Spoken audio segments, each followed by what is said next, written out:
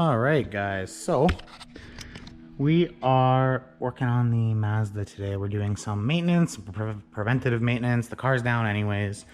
As you guys have seen, my wastegate is apart.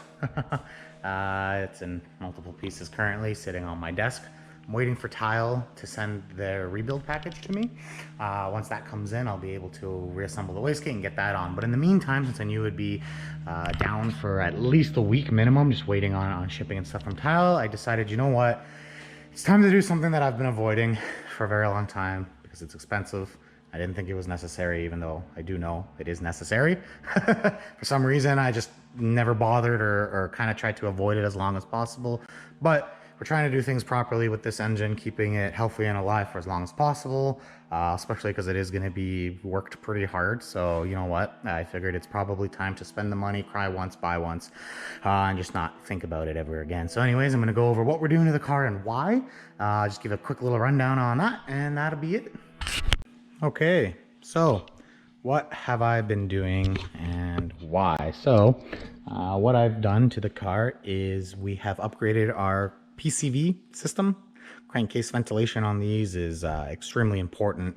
I'm not exactly entirely sure why, but they do have quite the crankcase pressure buildup issues. I'm not just sure if it's something to do with the way the rings are gapped or piston the wall clearances on these. I'm pretty sure that the stock PCV system is crap. That's very, very commonly spoke about, which is why people get very creative trying to vent crankcase pressure and set up a proper catch can system on these cars.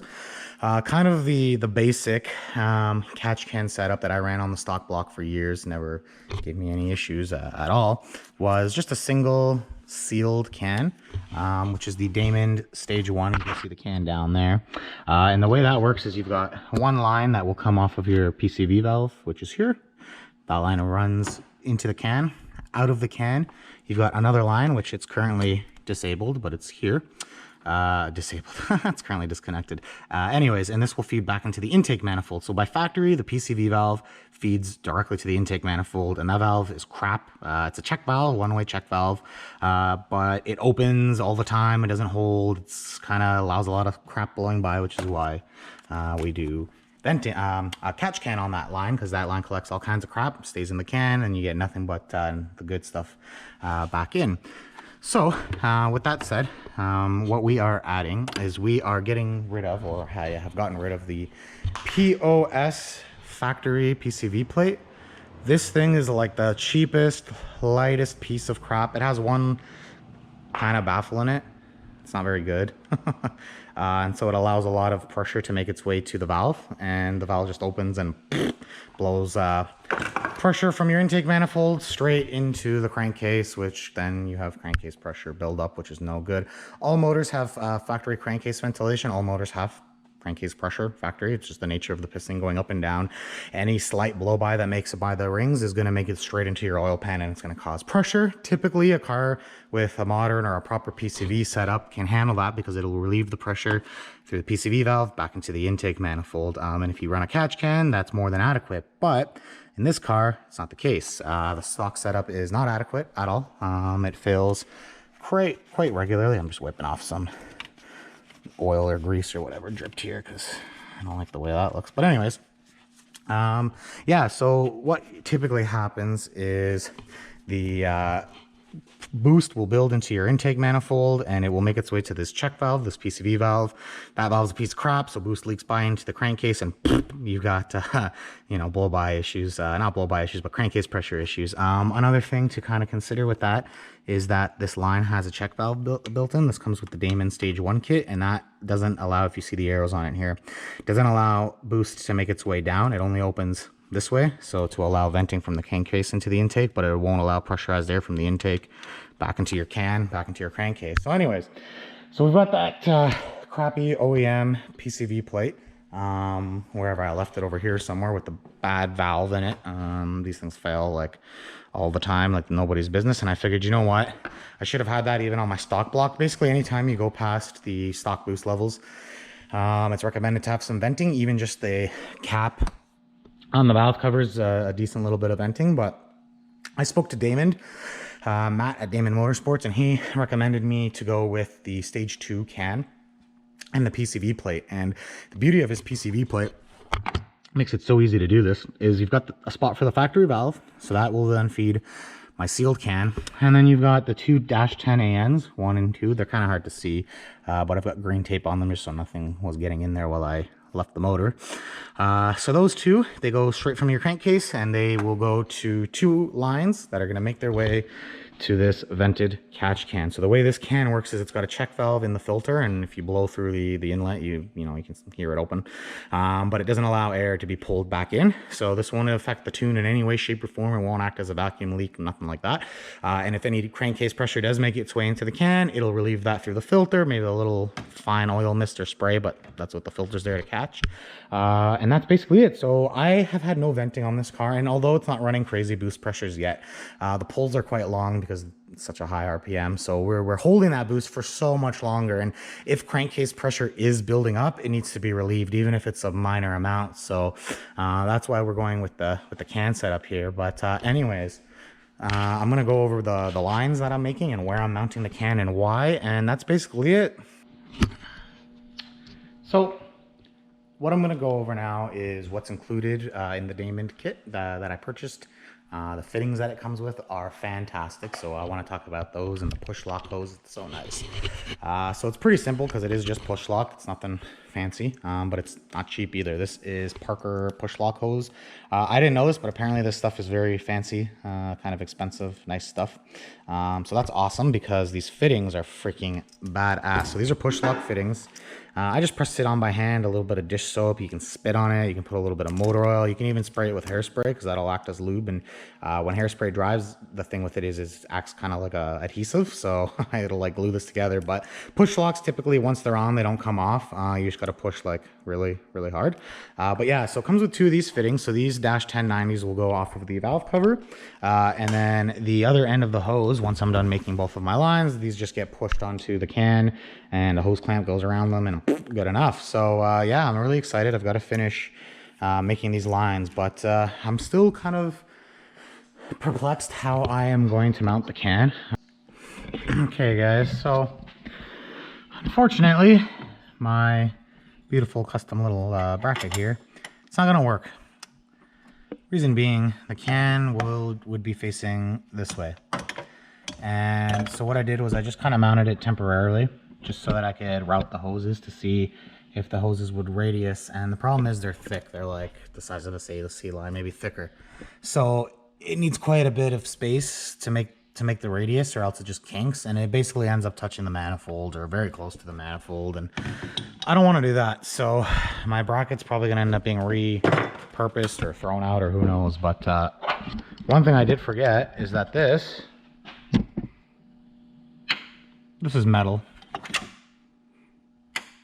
So if I get an appropriate sized self-tapper, obviously nothing small like that, but maybe this guy, and I just fire it through, I don't know, that might hold. Maybe I try that because this is metal. So as long as the bolt is good, I mean, this is not that heavy. It might vibrate a little bit, but the bracket's going to take up most of the vibration. So I don't know. I might throw a lock washer on here, but there isn't many threads to begin with.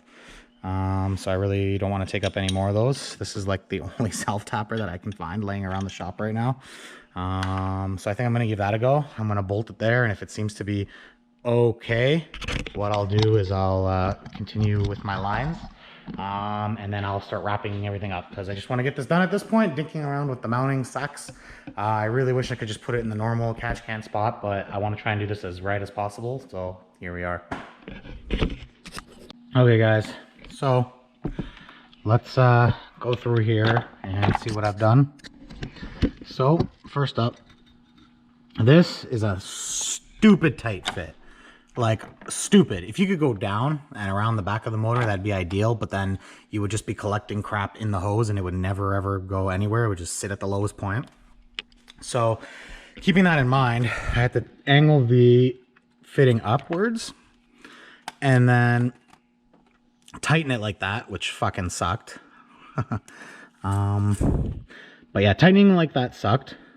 And then the hose routing is like the world's worst because you've got the serpentine belt right there, and I've got these two hoses. And so what I'm going to do, I'll zip tie them together and I'll zip tie them to the AC line. I mean, they don't need much space. They just can't rub on the serpentine belt. So like I'll have to, I don't know, wrestle with these hoses and in between where my charge pipe goes. And I don't know, I'll have to figure out something with this. I'm thinking, you know, oh, come on. I'm thinking I'll route it just enough out of the way. I got to make sure these harnesses still connect, so this harness has to still plug in there. But like, even if this hose is just here, that's okay, and I'll just zip tie it. The big thing is you just don't want it to rub through. I mean, I had to clock this clamp down here, right here on this coolant hose. I just clocked it to the left so it wouldn't rub through. So the hose right now, where it is, doesn't rub on anything. It clears the fuel sensor there just a little, and I mean, I can zip tie it and I can move it out of the way, but you really just don't want this rubbing through on anything. And I can understand now why putting it on the frame rail over there would have been the easier idea, because there's just so much more room to fire the hoses over there. But again, trying to mount the can in the highest spot possible. So I ditched my bracket, threw that thing out. It's not going to get us anywhere. So I went ahead and I fired it into just behind the firewall here. I peeled the cowl up. There's nothing back there. It's hollow. It's empty. You can even see through here. There's nothing. So that was a good spot, and like, it's solid. It will not go anywhere. Like, so I just bent this bracket a little bit so it's set flush against the firewall. The can clears. It's not rubbing on anything. The hose is here. This hose rubs on this. This is rubber, just an isolator, so I'm not too worried about that. I mean, I might wrap something around this hose anyways, just to double up the thickness there so it doesn't rub through, but there shouldn't be a ton of movement there to begin with, so that's fine. But yeah, so that's where we went with the catch can, and then we're going to finish up these hoses. Okay, so this is the last part of the PCV venting catch can install. I'm going to show you guys just what I've done. I've finished it up now.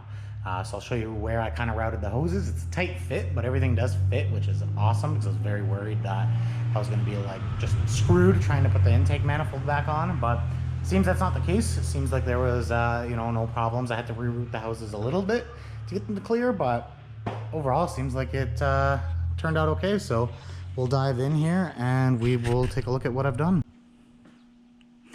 Okay, so catch can mounted to the firewall here. Like I mentioned before, this is metal where it's bolted in and there's nothing behind it. It's just a hollow cavity. So I got a nice big self tapper, and it's very solid. It's not going anywhere. From there, you can follow the hoses. I followed the OEM AC line, one above, one below.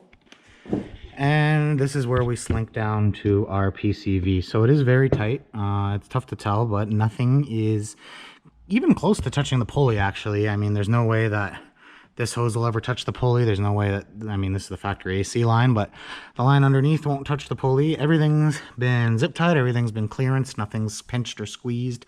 Anywhere that the hose is rubbing on anything, I've done my little homemade isolation where I just cut open another hose, double it up, and zip tie it. So that just kind of acts as a little barrier between the hose itself. I mean, even if that does wear through and it's got to be changed every few months, not a big deal. But anyways, that's it. I mean, the catch can's there. It's going to vent nicely. These two big 10AN lines, if there is any crankcase pressure that needs to be relieved, no problems there. So what's left to do to get this thing back on the road? I'm still waiting on tile with my wastegate. I'm still waiting on those the rebuild parts that they're going to send me. So I'm still waiting on that. Otherwise, the car is done. It's good to go. It'll be going to get the intercooler work done soon. So I always talk about that, but just want to show you what exactly needs to be done. So as you can see, there's a nice big empty void. This intercooler needs to go up and fill that. This needs to be chopped. This needs to be chopped, and the intercooler needs to be raised. So it'll be going in for 2 weeks. I have a date booked. It's July 21st. It'll be there for about 2 to 3 days, and then that will hopefully be it. My boost temps will be in check. The only things really after that are going to be check for leaks. I think maybe the rear main might be starting to go, which not the end of the world, since I've got to pull the trans anyways to swap the clutch and to swap my spare trans in. Because yeah, that's going to be going in here. But anyways, that wraps it up for this catch can install. I just want to give a huge shout out to Matt at Damond Motorsports. He's the boss man there, the owner and operator, and he makes a fantastic product. He provided me with tons of help, kind of gave me a good idea on where to mount the catch can and why I should mount it there, because I mean, I wasn't sure I was going to put it on the frame rail, but he clarified that for me. So very thankful to have the support of Matt over at Damond. But yeah, I really can't believe, I mean, it's tight, but it clears. So if it fits, it fits. Talk about using every single square millimeter of this engine bay, though, let me tell you. But that's okay. I definitely don't mind. Sometimes, you know, things are a little tight. It is what it is. That's okay, as long as you can get them in there. I might even just throw another little insulation around this just so it doesn't rub through on the pulley mount there. But I don't think this hose is going to vibrate enough for that to matter. But you know, I might do it anyways. Better safe than sorry. So that's it. This project's done. Just waiting on my wastegate rebuild so I can get that back in, and then we can do some more videos of actually driving the car and enjoying it and getting out onto the track. These are kind of the last things, as well as the intercooler. I need to find the sandwich plate for my oil cooler. That's gone MIA. No idea where that has gone, and that's an expensive piece. That stupid trab sandwich plate's not cheap, so I do need to find it if I want to get my oil cooler installed on the car. But anyways, that's where we leave it.